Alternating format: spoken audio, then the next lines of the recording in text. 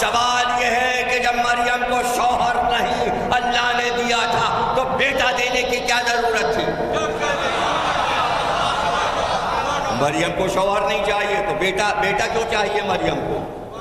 بیٹا کیوں دیا جائے؟